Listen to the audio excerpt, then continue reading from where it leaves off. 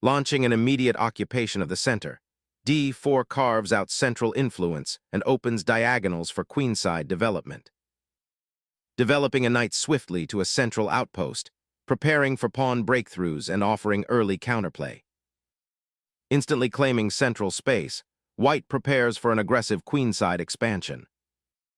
Embracing the Fianchetto, black prepares to develop the bishop to a powerful long-range diagonal, creating immediate counterpressure. Preparing Fianchetto, the bishop on g2 will command a long diagonal and support the center, a patient setup. Developing the bishop to its natural diagonal now exerts significant influence over the central dark squares, a key strategic objective in this king's Indian setup. Solidifying the Fianchetto, this bishop now surveys the long diagonal, ready to support central expansion or a kingside pawn storm. Bringing the monarch to safety is a prudent step, securing this king against potential central incursions and preparing for queenside operations. Developing the knight to f3 fortifies the kingside while preparing for a central pawn push, aiming to control more squares and potentially launch an attack. Solidifying the pawn chain's base and opening a diagonal for the queen allows black to contest central space and prepare for kingside development. Solidifying the center with castling enhances king's safety and prepares for potential central pawn pushes, creating a robust structure that can withstand black's fianchettoed bishop's influence. Developing the knight to its most natural square, nc6, prepares to contest the center and eyes the d4 pawn, aiming to create harmonious piece play and avoid piece congestion on the queen side. Developing the knight to c3 shores up the center, allowing white to eye potential pawn pushes like e4 and solidify control over key squares, preparing for a more ambitious central expansion or a kingside initiative. Unleashing the bishop to f5 offers a dynamic challenge, eyeing the queen's pawn and indirectly pressuring the center where white's pieces are so harmoniously arranged. Consider how this active bishop might find itself entangled if white correctly fortifies their structure and launches a forward pawn storm. Pushing the pawn forward like this immediately challenges black's central presence and aims to seize a significant chunk of the board, potentially cramping their pieces. Initiating a bold flank maneuver, this knight embarks on an ambitious journey towards the queenside, aiming to disrupt white's queenside pawn structure and potentially gain control of the now open c-file. While seemingly active, this relocation does surrender control of the central dark squares, creating a potential weakness if white can capitalize on the king's immediate vicinity. It's a strategic gamble, prioritizing dynamic counterplay over solid central occupation. Asserting central dominion, the knight aggressively occupies d4, eyeing the weakened kingside and preparing for potential queenside expansion. It's a dynamic repositioning that creates immediate tension and probes black's defensive setup. Repositioning the bishop to a more passive square concedes the initiative and invites white's knights to dominate the center, potentially cramping black's queenside development and establishing strong outposts. Unleashing the queen to d3 initiates a fascinating spatial tug-of-war, subtly aiming to contest the d5 square and potentially prepare a queenside expansion with b4. This maneuver also eyes the weakened light squares around black's castled king, hinting at future tactical possibilities. Embracing the open lines, black initiates a bold pawn thrust, immediately challenging the central pawn structure and seeking to unravel white's space advantage. This aggressive posture aims to disrupt white's piece coordination and create dynamic counterplay on the queen side, potentially forcing concessions or initiating a tactical skirmish. Repositioning the knight to b3 aims to support the central pawn advances and prepare for potential threats on the queen side, while also clearing the way for other pieces to redeploy. An ambitious foray aiming to disrupt white's pawn structure and perhaps launch an attack on the king side, though it leaves the d-pawn potentially weak if black doesn't maintain pressure. Unleashing a pawn storm on the king side, white initiates a bold offensive, seeking to pry open lines and expose black's relatively safe monarch after f7's advance. This aggressive pawn push fundamentally alters the character of the game, transforming it into a dynamic clash where calculating tactical consequences becomes paramount. Black must carefully assess the trade-offs. While gaining space and potentially launching a counterattack on the queen side, they also risk weakening their pawn structure and creating targets for white's well-placed pieces. The strategic battle for central control now takes a backseat to the urgent need to defend the kingside and exploit any fissures created by this ambitious thrust. Unleashing a powerful pawn storm on the queen side, Black immediately challenges white's spatial advantage and seeks to disrupt the delicate equilibrium established. This audacious advance aims to pry open lines for Black's pieces, particularly the bishop on g7 and the knight poised to jump to a5. It's a bold declaration of intent, forcing white to confront the encroaching queenside pawns and consider immediate defensive measures rather than focusing solely on kingside play. The position now bristles with tension, as Black actively fights for counterplay and injects dynamic possibilities into what could have become a rather passive development. Unleashing a bold knight sacrifice, white seeks to dismantle Black's queenside pawn structure and open lines for rapid attack. This unexpected exchange, far from a simple material grab, aims to disrupt Black's coordination and potentially create exposed weaknesses around the king. The hope is that the ensuing complications will favor white's more actively placed pieces and grant a tempo advantage to exploit. It's a sharp, double-edged decision, one that forces Black to solve immediate tactical problems while potentially sacrificing long-term positional harmony.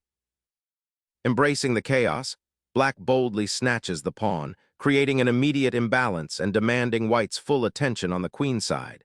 This pawn grab disrupts white's envisioned central dominance and injects a sharp tactical flavor into the arising complications. Sacrificing material for a devastating queenside attack, white aims to disrupt Black's pawn structure and seize control of the open lines, potentially isolating the enemy queen and creating tactical threats along the file.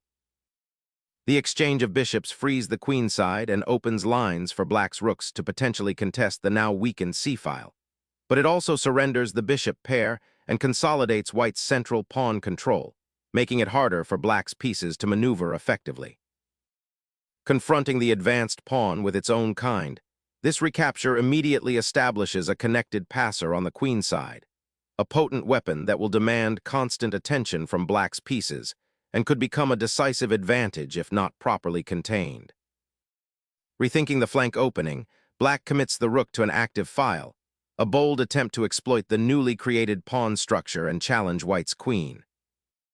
Targeting the exposed queen and consolidating control over the queenside's central squares, with the bishop now opens avenues for piece redistribution, potentially preparing a kingside initiative or reinforcing the central pawn chain against further infiltration. Repositioning the knight to a more active square, f6 aims to support the kingside and potentially prepare for kingside action itself, while also unblocking the g7 bishop's diagonal. Pioneering an advance on the queenside, this pushes Black's knight from its comfortable outpost and aims to seize territory. Opening up the queenside now invites a potential pawn storm, but at the cost of weakening the b6 square and creating a backward pawn on c5. Opening up the b-file now presents a stark choice. Does Black embrace the immediate structural weaknesses this creates, or does white capitalize on the gained space and potential tactical opportunities stemming from the pawn chain's fragmentation? Challenging white's queenside pawn structure with the queen, this counterattack aims to disrupt Black's pawn majority while simultaneously creating active piece play. Suddenly, a forceful advance on the queen side, the rook now anchors itself on the third rank, eyeing the vulnerable a6 pawn and asserting dominion over the open file, threatening a squeeze if Black doesn't respond with absolute precision. Initiating a substantial exchange simplifies the position, potentially offering Black more avenues for counterplay after the queens depart the board. Unlocking the d-file after the queen exchange dramatically alters the pawn structure and opens up new avenues for the rooks. Black seeks to activate the rook from its currently passive position, aiming to exploit the open b-file that white's pawn push created. This maneuver initiates a positional struggle, forcing white to decide whether to allow the rook further infiltration or to commit material to prevent it. The tension around the b-file will likely define the next few moves, as black attempts to generate counterplay against white's slightly weakened pawn structure. Pushing this pawn opens up aggressive possibilities on the queen side, aiming to dislodge the active rook and potentially gain control of the a-file, forcing black into a more defensive posture while creating space for white's pieces to operate. Exploring this rook's new position, black aims to disrupt white's consolidated pawn structure on the queen side. By placing the rook on the 5th rank, black creates a potent attacking outpost, threatening to unravel white's pawn chain and potentially eye the weak pawns on the c and a-files. This maneuver also prepares for a potential rook lift or transfer to the kingside if the opportunity arises, hinting at a shift in the battlefield. Focusing on reinforcing the queenside pawn structure, this maneuver simultaneously prepares for a potential kingside expansion by bringing the bishop back into play, eyeing potential advances like h4, h5.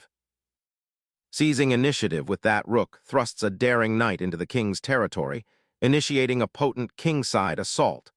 White must now dedicate resources to neutralize this immediate threat, potentially sacrificing positional advantages elsewhere. Securing the passed pawn becomes paramount as white establishes a bishop battery on the file, aiming to exploit the queenside space advantage and potentially create further weaknesses for black's scattered pawns. Sensing a potential for a queenside pawn push, black gambits a rook for active piece play, aiming to disrupt white's centralized pawns and open lines for counterplay, though this aggressive stance leaves the kingside somewhat exposed to white's now active king. Preparing to dominate the kingside through a calculated kingside pawn storm that will shatter black's defenses and open clear lines for your powerful pieces. The knight's repositioning to e8 signifies a strategic retreat, aiming to bolster the king's defense and prepare for a potential pawn push or a more active role in the center as the game simplifies.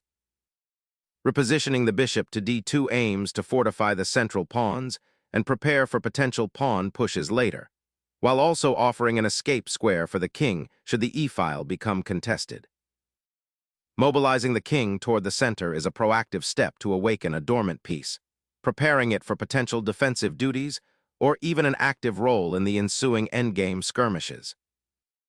Opening the file for the rook with bishop repositioning clears a path for potential queenside pressure.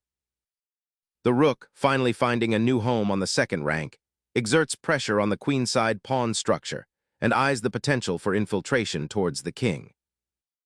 Securing the bishop's escape route before the opponent can initiate a dangerous pawn storm on the queenside demonstrates a keen eye for defensive prophylaxis. Bringing the bishop into the fray with a check forces white's hand, aiming to disrupt the harmonious setup and potentially exploit the awkwardly placed king by opening lines for a swift assault. Securing the monarch on a more open diagonal allows the king to potentially escape to the kingside should complications arise in the center, while also offering a modest improvement in king safety before the pawn structure becomes even more fragmented. An audacious foray, black's rook ventures deep into white's territory, seeking active posting on the 2nd rank, a bold maneuver aiming to exploit the currently uncoordinated nature of white's pieces and potentially disrupt their pawn structure.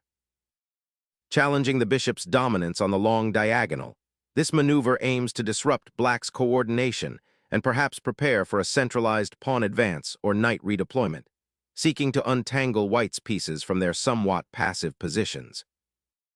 The knight's repositioning to f6 signals a subtle attempt to contest the weakened e4 square, eyeing potential outposts and preparing for a future pawn push to e5, aiming to unblock the bishop on g7 and create dynamic play.